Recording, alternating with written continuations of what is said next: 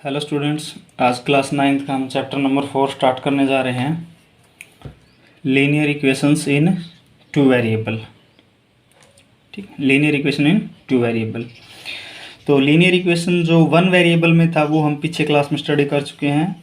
अब 9th class में हम टू वेरिएबल के बारे में पढ़ेंगे, लीनियर इक्वेशन। तो इक्वेशन सबसे पहले हम इक्वेशन के बारे में जानेंगे, और इक्वेशन से पहले भी ज़रूरी है एक्सप्रेशन के बारे में जानना। तो हमारे पास दो कॉन्सेप्ट हैं, क्या क्या देखिए। एक कॉन्सेप्ट तो हो गया एक्सप्रेशन और दूसरा हो गया इक्वेशन। एक तो हो गया एक्सप्रेशन और दूसरा हो गया इक्वेशन। तो एक्सप्रेशन क्या होता है, हमारे पास वेरिएबल और कांस्टेंट के बीच में जो भी रिलेशन है ये हमारा क्या कहलाएगा, एक्सप्रेशन कहलाएगा। ठीक है, इसमें और कुछ नहीं होगा, कुछ वेरिएबल और कांस्टेंट किसी ऑपरेटर के द्वारा जुड़े होंगे, प्लस माइनस के द्वारा। और इक्वेशन के अंदर क्या होगा, अगर मैं किसी भी एक्सप्रेशन को जीरो के इक्वल रख दूं, या फिर किसी भी एक्सप्रेशन को मैं दूसरे एक्सप्रेशन के इक्वल रख दूं, तो वो हमारी क्या बन जाएंगी, इक्वेशन बन जाएंगी। ठीक है, तो समथिंग इक्वल टू ज़ीरो क्या होगा अपना इक्वेशन, या फिर समथिंग इक्वल टू समथिंग वो भी क्या होगा अपना इक्वेशन। तो एक्सप्रेशन और इक्वेशन में बेसिकली यही एक डिफरेंस है। तो सबसे पहले तो मैं आपको बताता हूँ linear equation in one variable. Linear equation in one variable. तो इक्वेशन का आपको पता चल गया। तो जो जनरल फॉर्म है वो मैं लिख रहा हूँ, तो वो जनरल फॉर्म होगी इसकी ax plus B equal to 0। ये है हमारी linear equation in one variable. देखिए आप, हमारे पास वेरिएबल सिर्फ एक ही है, x। ये अपने पास क्या होगा, वेरिएबल। और जो a और b है ये हमारे क्या होंगे, कांस्टेंट। a और b हमारे क्या होंगे, कांस्टेंट। और इसके अंदर जो a है, provided that a not equal to 0, a जो हमारा 0 नहीं होना चाहिए। और लीनियर क्यों बोला हमने इसको, क्योंकि इसकी पावर कितनी है, 1। तो इसकी पावर 1 करो चाहे मत करो, ये अंडरस्टूड होता है कि इसकी पावर कितनी है, 1। तो जब तक किसी भी इक्वेशन में वेरिएबल की पावर अगर 1 है तो वो क्या कहलाएगी, अपनी लीनियर इक्वेशन। अगर वेरिएबल 1 है तो ये हो जाएगा अपना linear equation in one variable. अब जैसे ही linear equation in one variable को हम सोल्व करते हैं, देखिए ax plus B equal to 0। जब मैं इसको सोल्व करूँगा तो ये क्या रिजल्ट देगा, b को इधर लेके जाऊँगा minus B, x equal to minus B by A. इन्होंने जस्ट मेरे को क्या दिया, एक पॉइंट दिया।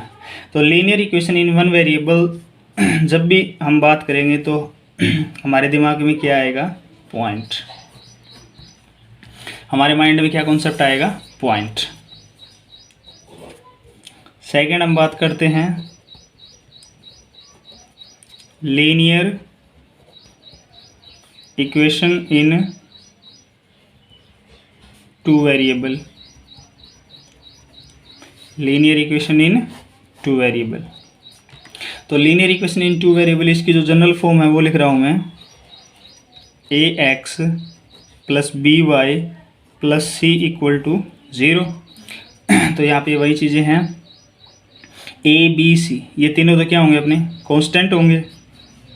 a b c तो कांस्टेंट होंगे, और x और y अपने क्या हो गए, वेरिएबल हो गए। और इन दोनों की पावर क्या है, 1 1 है। तो इसका मतलब ये क्या हो गया, हमारी linear equation in two variable. और इसमें भी प्रोवाइडेड दैट a और b हैं वो नॉट इक्वल टू 0 होंगे। ठीक है, अब आपको इसलिए 0 वाला समझ में नहीं आया। देखो, अगर मान लो मैंने यहाँ से a0 ले लिया, मैंने 0 ले लिया, तो ये वाली टर्म तो खत्म हो गई। अब बी वाई प्लस में सी, अब इसमें तो वेरिएबल तो एक ही बचा, तो इसका मतलब ये क्या हो जाएगी, linear equation in one variable. अगर ये y को 0 कर दिया तो भी ये वन वेरिएबल में बचेगी ए एक्स प्लस सी। तो इसका मतलब ये जो a और b है ये हमारे पास 0 नहीं हो सकते linear equation in two variable में। ठीक है, तो इसको शॉर्ट फॉर्म में हम इसको ऐसे भी लिख सकते हैं, linear equation in one variable, और इसको लिखते हैं हम linear equation in two variable. ठीक है, शॉर्ट में। और ये जो linear equation in two variable है ये अपने को क्या देगी, एक लाइन देगी। ये अपने को क्या देगी, एक स्ट्रेट लाइन देगी, स्ट्रेट लाइन। याद रखना, जो वन वेरिएबल है वो अपने को क्या देगा, पॉइंट, और जो लीनियर इक्वेशन टू वेरिएबल है वो अपने को क्या देगी, एक स्ट्रेट लाइन देगी। ठीक है, देखिए एक एग्जांपल ले रहा हूँ मैं linear equation in one variable का। जैसे मैंने एक x प्लस 5 इक्वल टू 0 एक एग्जांपल लिया मैंने। ठीक है, तो लीनियर इक्वेशन को हम नंबर लाइन पर, जो वन वेरिएबल की जो इक्वेशन है उसको हम नंबर लाइन पर इजीली प्लॉट कर सकते हैं। तो ये रिजल्ट क्या देगा अपने को, x इक्वल टू -5। तो जैसे ये मान लो हमारी नंबर लाइन है 0, -1, -2, -3, -4, -5, 1 2 3 4 5 तो -5 अपना यहाँ पे हो गया। और जो लीनियर इक्वेशन टू वेरिएबल है इसको हम ग्राफ पेपर पे प्लॉट करेंगे, जो linear equation in two variable में है, क्योंकि ये अपने को क्या देगा, एक पॉइंट देगा। ठीक है, जो एब्सिसा और ऑर्डिनेट के एक्स और वाई की फॉर्म में होगा। ठीक है, और ये अपने को क्या देगा, एक स्ट्रेट लाइन देगा, और वो कैसे भी हो सकती है स्ट्रेट लाइन, इस टाइप से, इस टाइप से। ठीक है, तो जो linear equation in one variable उसको हम नंबर लाइन पे इजीली प्लॉट कर सकते हैं, और जो linear equation in two variable है उसको हम ग्राफ पेपर पे प्लॉट कर सकते हैं। तो एग्जांपल तो हमारे पास बहुत से हैं, linear equation in one variable के और linear equation in two variable के। ठीक है, तो चलिए देखते हैं अब हम।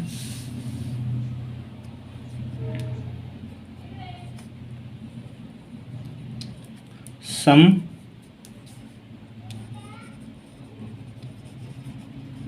Example based on linear equation in one variable.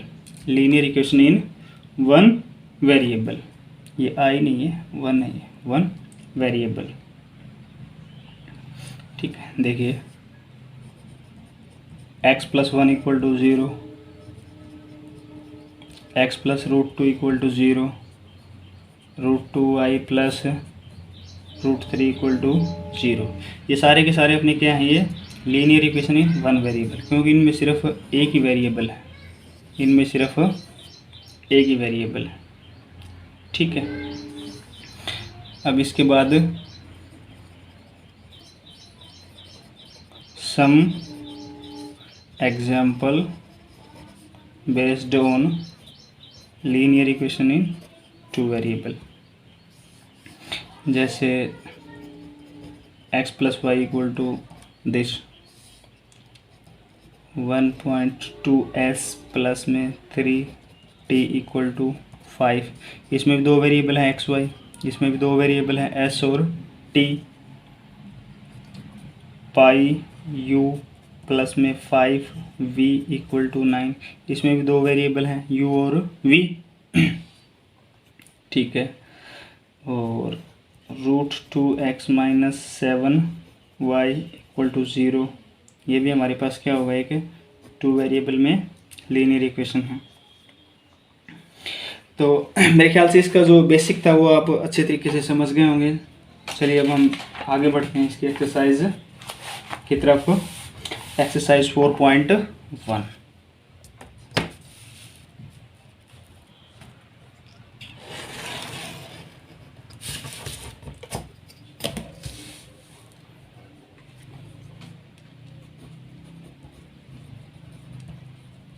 Exercise 4.1।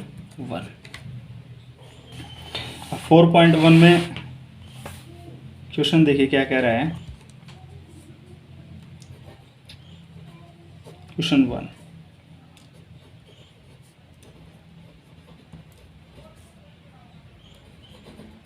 The price of a notebook is twice the cost of a pen.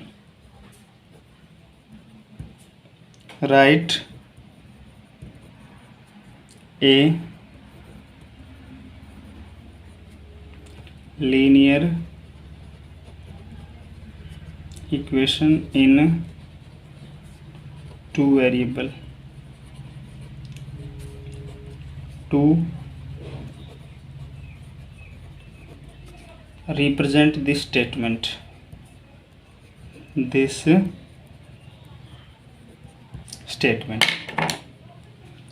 चलिए करते हैं इसका solution. The price of a notebook is twice the cost of a pen. अब इसको दो variable में represent करना है तो सीधी सी बात है, इसमें चीज़ें भी दो ही दी हुई मिलेगी। एक तो हमारे पास क्या नोटबुक और एक क्या है पेन। ठीक है, इन दोनों में रिलेशन एस्टेब्लिश करेंगे अब हम। तो देखिए इन दोनों की जो प्राइस है वो हम क्या करेंगे एज्यूम कर लेंगे। Let the cost of a notebook to be rupees X and the cost of a pen to be rupees Y। मैंने मान लिया कि जो एक पेन है वो एक नोटबुक है वो कितने रुपए की है X रुपए की है, और जो एक पेन है वो कितने रुपए का है Y रुपए का है। ठीक, अब अकॉर्डिंग टू द क्वेश्चन, अभी इन्होंने क्वेश्चन कहा गया है the price of a notebook is twice the cost of a pen. यानी कि जो पेन की जो लागत है उसका मूल्य अगर उसको दुगना कर दिया जाए, twice the cost of a pen, अगर इसको दुगना कर दिया जाए तो वो एक नोटबुक की कॉस्ट के इक्वल आ जाता है।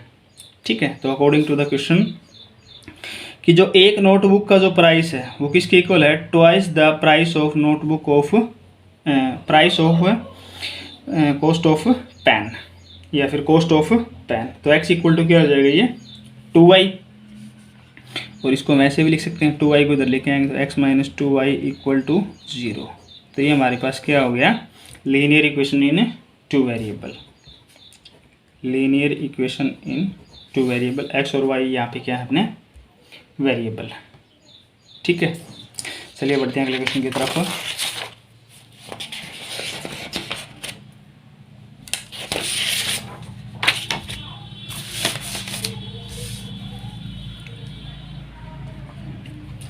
Question number 2।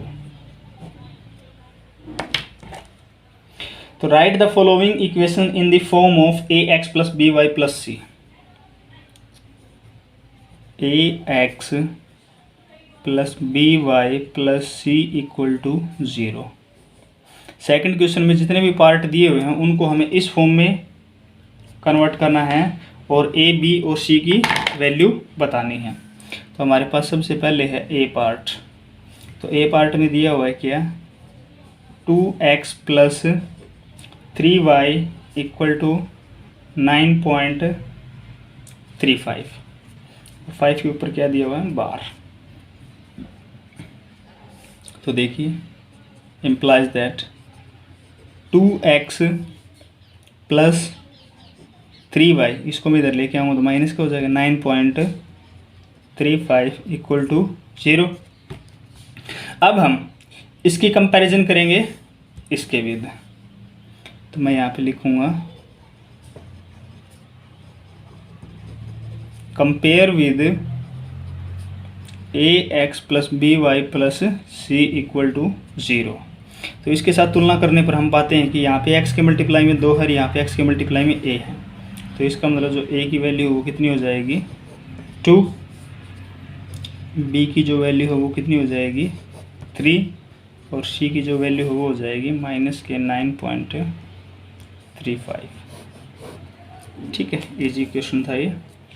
चलिए बढ़ते हैं इसके अगले पार्ट की तरफ, part B. x minus Y by 5 minus 10 equal to 0। अब इसको देखिए आप, ये ऑलरेडी किस फॉर्म में है, A X plus B Y plus C की फॉर्म में है, तो इसको हम डायरेक्ट ही लिख रहे हैं compare with A X plus B Y plus C equal to 0। तो x के मल्टीप्लाई में a है और यहाँ पे x के मल्टीप्लाई में 1 है। अगर किसी वेरिएबल के साथ में कोई कांस्टेंट नहीं है तो इसका मतलब 1 कंसीडर किया जाएगा। बस सीधी सी बात है, जिसका कोई नहीं उसका 1। तो a इक्वल टू क्या मिल जाएगा अपने को 1, b इक्वल टू, अब y के मल्टीप्लाई में b है और y के मल्टीप्लाई में -1/5 c इक्वल टू -10। चलिए बढ़ते हैं इसके सी पार्ट की तरफ। सी पार्ट है -2x plus 3y equal to 6। तो इम्प्लाइज दैट 6 को इधर ले आएंगे हम, -2x plus 3y minus 6 equal to 0। अब इसकी हम कंपैरिजन करेंगे, compare with A X plus B Y plus C equal to 0। तो x के मल्टीप्लाई में a है, x के मल्टीप्लाई में -2 है, तो a की वैल्यू हो जाएगी -2, b की वैल्यू हो जाएगी 3 और c की वैल्यू हो जाएगी -6। चलिए इसका डी पार्ट करते हैं।